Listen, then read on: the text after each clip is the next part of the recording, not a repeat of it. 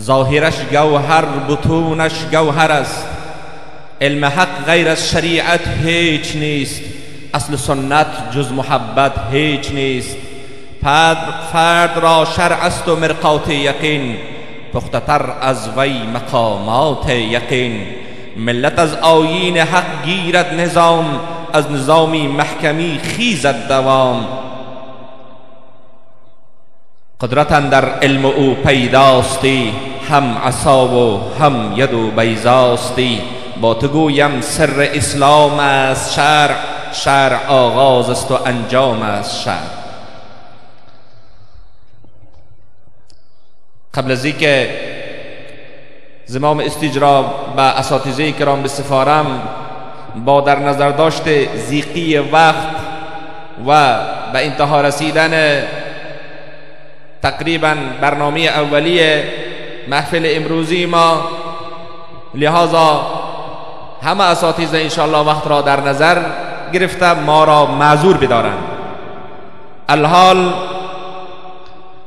بیشتر از این شائقین و پرهیختگان علوم نبوی را به انتظار نمیگذاریم و گوش جان می سپاریم به سخنان ارزنده یکی از عالم مشهور و نامور این مرزبوم ما، جناب شیخ صاحب شیخ الحدیث دارالعلوم ابوذر غفاری ولایت باستانی بلخ، جناب مولوی صاحب محبوب الحق مخدوم زاده. از ایشان رجامندم که به جایگاه تشریف فرما شده با سخنان ارزندهشان محفل امروزی ما را رنگین تر سازند. بسم الله الرحمن الرحیم. الهدایت امر من لدیه و کل شیء یعود الیه. له الحمد على ما انعم علينا سوابق النعم و لواحقها و الهم الینا حقائق الحکم و دقائقها. والصلاة والسلام على جميع الأنبياء والأولياء، خصوصا على نبينا محمد محدد جهات العدالة وخاتم فص الرسالة وعلى آله الواصلين وأصحابه الكاملين. وبعد. ای برتر از خیال و قیاس و گمان و از هرچی گفته‌اند شنیدیم و خوانده ایم، دفتر تمام گشت و به پایان رسید عمر، ما همچنان در اولی وصف تو مانده ایم.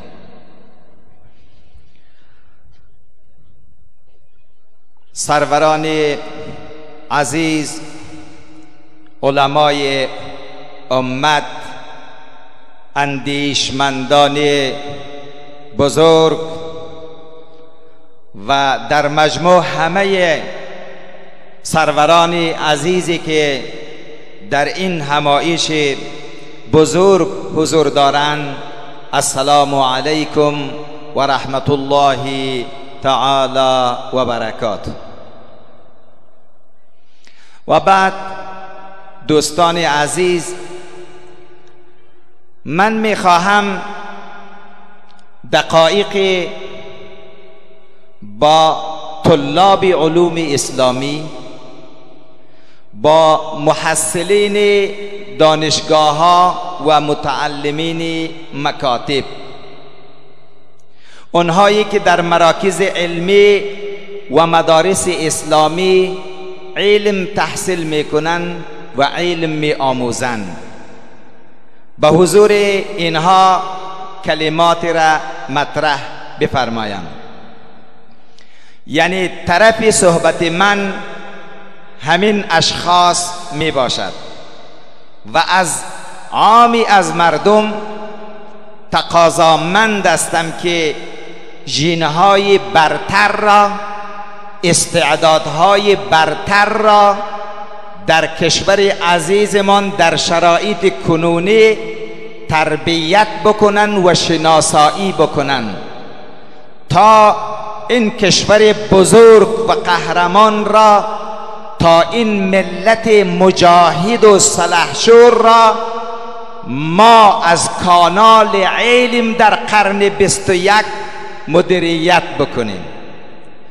و جای تقدیر و شکران هست از مدیر مسئولین 6 تا از دارالعلوم و دارالحفاظ، دارالعلوم ابو سلیمان جوزجانی مشهور به مدرسه کلان، دارالعلوم فاروقیه جوزجان، دارالحفاظ و دارالعلوم شبرغان، دارالعلوم حضرت عبدالله ابن ام مکتوم، مدرسه امام ترمذی و مدرسه عثمانیه ولایت جوزجان، که این مدارس و مراکز علمی توسط برادران اندیشمند و قهرمان ما مدیریت می شود، که امروز ما و شما شاهد فراغت فرزندانی هستیم که از دو بخش، از بخش حفظ مکمل قرآن عظیم و شان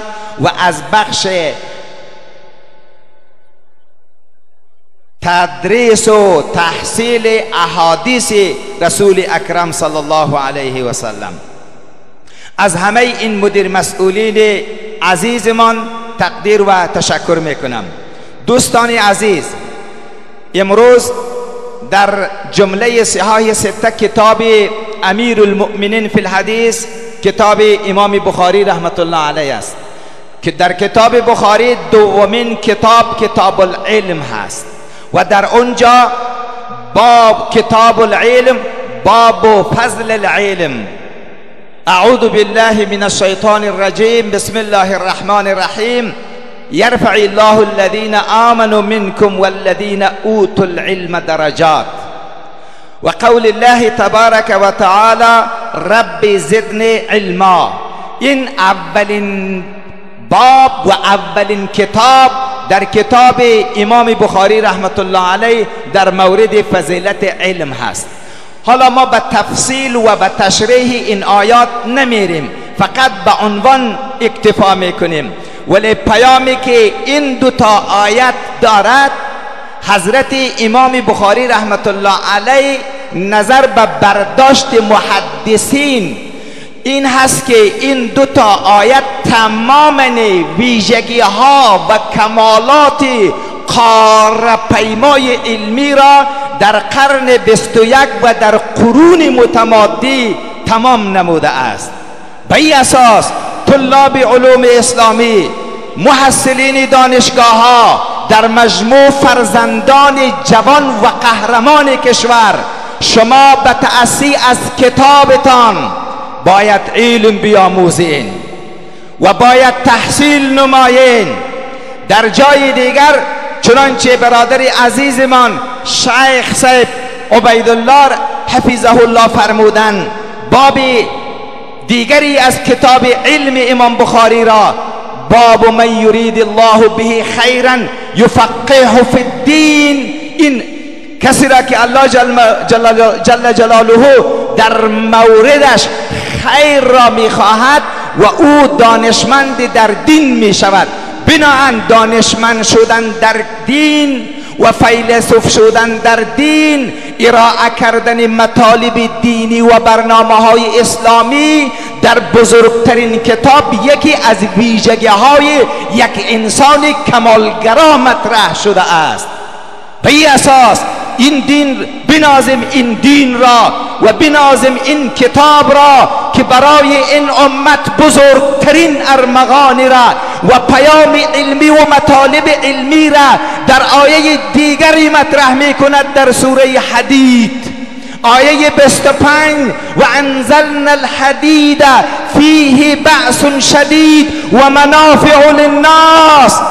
طلاب، محصلین، این پیام قرآن است، قرآنی که این فرزانه ها امروز او را حفظ کردند. قرآن چگونه استراتژی علمی خود را برای امت و بشریت بیان می کند. و انزلنا الحدید،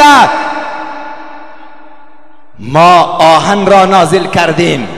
در این آهن چی ویژگی هست، در این آهن چی خصوصیت هست، آهن چی امتیازی دارد که کتاب ما، قرآن ما به عنوان یک دریچه علمی مطرح می کند. و انزلنا الحدید فیه بأس شدید.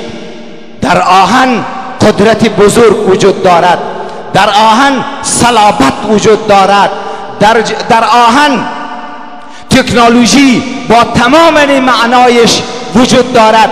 پس بناهن دوستان عزیز، طلاب علوم اسلامی، محصلین دانشگاه ها، اگر شما گم کرده علم و دانش و فرهنگ و ثقافت و تکنولوژی هستید، به آدرس قرآن بیاین، از قرآن برنامه علمی و استراتژیک بگیریم، به خاطر که قرآن به عنوان بزرگترین کتاب، بزرگترین و ارزشمندترین دستاوردهای علمی را به ما تقدیم می کند.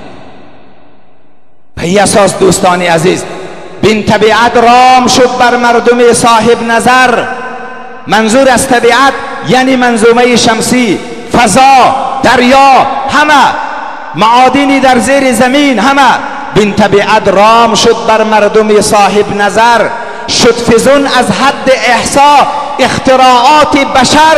امروز تیاره های بدون پیلوت ساختن، تانک های مجهز ساختن، سفینه های غول‌پیکر ساختن و برای بشریت بزرگترین نعمت الهی را به عنوان بزرگترین منبع تهدید قلمداد نموده است و باید تکنولوژی در اختیار فرزندان قرآن باشند. قرآن دانان و قرآن شناسان باید تکنولوژیست باشند. اینا باید مدیریت دنیا و بشریت را عهده‌دار باشد. و انزلنا الحدید فیه بأس شدید و منافع للناس.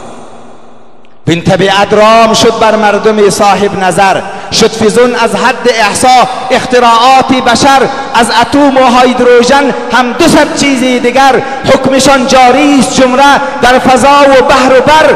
ایها الاخوان، شما تا کی غلامی میکنید؟ کهنه پوشی، خامجوشی، تلخکامی میکنید. مگر استراتژی علمی را ما در قرآن نمیخوانیم؟ یرفع الله الذین آمنوا منکم والذین اوتوا العلم درجات والذین اوتوا العلم درجات هل يستوي الذين يعلمون والذين لا يعلمون رب زدن علما. به اساس و انزلنا الحدید فیه بأس شدید و منافع للناس. ما چرا از آهن استفاده نمی کنیم؟ ما چرا آهن داخل کشور خود را کشف نمی کنیم؟ ما چرا از این ذخایر بزرگ شبرغان و ولایت یکی از ولایت های باستانی ما هست چرا استفاده درست تا هنوز نکردیم؟ و از این بعد چرا استفاده درست نمی کنیم؟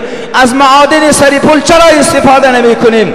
از آهن یاجگک چرا استفاده نمی کنیم؟ از طلای هلمند و قندهار چرا درست استفاده نمی کنیم؟ ما چرا نشانه فقر را به سر خود گذاشتیم؟ و انزلنا الحدید. ما به سر تمام دانشگاه ها و مراکز علمی صدا می کنم، به شما دانش آموزان صدا می کنم که قرآن کتاب فقیران نیست، قرآن کتاب سیاستمداران، قرآن کتاب دانشمندان، قرآن کتاب است که برای انسان برنامه و استراتژی علمی می دهد. قرآن این گونه کتاب هست. دین فطرت کی شما را منع بیجا می کند؟ اگر ما دیندار باشیم، اگر ما عالم قرآن باشیم، اگر ما فقیه و محدث باشیم، باز این منافاتی ندارد که در عین حال ما یک تکنولوژیست باشیم. هیچ منافاتی ندارد. دین فطرت کی شما را منع بیجا می کند؟ کاشف اسرار دین و راز دنیا می کند. رأس دارد هم به دنیا هم به عقبا می کند. ناخن فطرت هزاران عقدت وا می کند. های فکر مسلمین راهی طبیعت کرده گم. مشکلی است. های فکر مسلمین راهی طبیعت کرده گم. برنامه هایی که کتاب ما میداد، حالا ما با اون مسیر روان نیستیم. ما درست قرآن را تحقیق نمی کنیم. ما یک سیر اعجاز علمی در مورد محتویات قرآن نداریم. بناهن قرآن را نعوذ بالله که کتاب فقرا و نیازمندان عنوان میکنیم. های فکر مسلمین راهی طبیعت کرده گم، راه طبیعت را فکر مسلمانان گم کرده. از در ستون کشورهای تولیدی 28مین کشور تولیدی فقط اندونزیا است. 28مین کشور، یعنی 27 کشور دیگه هم از ما پیش است، پیشه گرفتن. مگر بارود را مسلمان ها کشف نکردن و اختراع نکردن؟ مگر بزرگترین اطباء در وقت رشد اسلام در مرکز خلافت اسلامی در بغداد نبود؟ مگر ابن سینا بزرگترین طبیب نبود؟ فارابی بزرگترین شخصیت نبود؟ اینها دانشمندان امت اسلامی هست. غزالی را ببین، امام رازی را ببین، ابن نفیس را ببین، اینها را کلش این شخصیت ها باید کشف شود. اینا مسئولیت های علمی خود را در سطح جهان اسلام و در سطح بشریت انجام دادن، ولی ما و شما باید فکر بکنیم. دوستان عزیز، و انزلنا الحدید فیه بأس شدید و منافع للناس. علامه استاد ابوالحسن ندوی میفرمایند که گرچه دنیای امروز، گرچه استکبار جهانی 1,500,000,000 دلار هزینه میکند تا یک سفینه را از زمین به طرف مریخ بفرسته، تا یک سفینه را به خاطر کشف تاج خورشید بفرسته که کلیپش را بنده مشاهده کردم. 1,500,000,000 دلار مصرف میکند. های فکر مسلمین راهی طبیعت کرده گم، گوششان نشنید. آیا شاعر چی میگه؟ گوششان نشنید آیا آیه سخر لکم. این آیه چی معنا داره؟ چی پیام داره این کتاب ما؟ به این اساس دوستان عزیز، سرزمینت منبع سرشاری هستی و غناست. در این کشور همه چیز وجود دارد. سرزمینت منبع سرشاری هستی و غناست. از شما دستی طمع بردن سوی مردم خطاست. ما چی نداریم؟ همه چیز داریم، ولی از لحاظ تولید، از لحاظ صنعت ما پس ماندیم، ما عقیب ماندیم. نباید اینطور ما به طرف مردم ببینیم. سرزمینت منبع هستی و سرزمینت منبع سرشاری هستی و غناست. از شما دستی طمع بردن سوی مردم خطاست. شهد اگر ریزد به کام غیر خوردن نارواست. رایگان فیاضی مردم نپنداری به ماست. نگیم که کشورهای جهان با ما کمک رایگان میکنه، یک وقت باز احسان خدا با بار میکنه، تو را قصدار نوشته میکنه. باز یک وقت یک جوان، یک دانشمند، یک سیاستمداری، یک آدم فیلسوف و حکیمی در این کشور قد بلند بکنه، باز میگه که 100 سال قبل یا 50 سال قبل و 80 سال قبل اینی قدر هزینه برای داده میره مصر. حالا فعلا جناب برادر عزیزمان و الله جل جلاله عمر طولانی نصیبش بگردانه، آقای اردوغان در سال 2023 خلاص میکنه. در سال 2023 قرض ترکیه یا غیر از قرض، اون معامله‌ای که باید کشور ترکیه صلاحی تولید نکند که او بتانه از یک ترکیه مستقل و آزاد باید دفاع بکند، در سال 2023 از یک قید و از بند میبرد. استکبار جهانی مسلمان ها را ایتو غافل گیر میکنند. ولی ما کتابی را که ما میخوانیم، کتابی که ما داریم که برادرها حفظ کردن و در مدارس خوانده میشوند و احادیثی که در این راستا آمده، همه در مورد اهمیت علم، در مورد ارزش علم، در مورد جایگاه بلند عالم و دانشمند، در مورد جایگاه بلند طبیب، انجینیر، مخترع و کشاف. این پیام های علمی قرآنی عظیم الشأن است. فکر میکنیم نظر به گپ برادر عزیز و دانشمند جوانمان دیگه آخر برنامه قرار داریم. از حوصله‌مندی همه شما دنیای شکران و سپاس. السلام علیکم و رحمت الله تعالی و برکاته. سپاس خیل فراوان از عالم بزرگوار و روشن ضمیر ما، حقا که از حقایق واقعی دین ما با روشن نمودن مسیر راه ما خیل راهنمودهای خوبی را بر ما بیان داشتند. از اینکه بسیار وقت ما کم است باز معذرت می‌خواهیم که در واقع باید ساعتها گوش داد که این سخنان ارزنده را باید یاد گرفت و در جامعه به عمل باید راهنمایی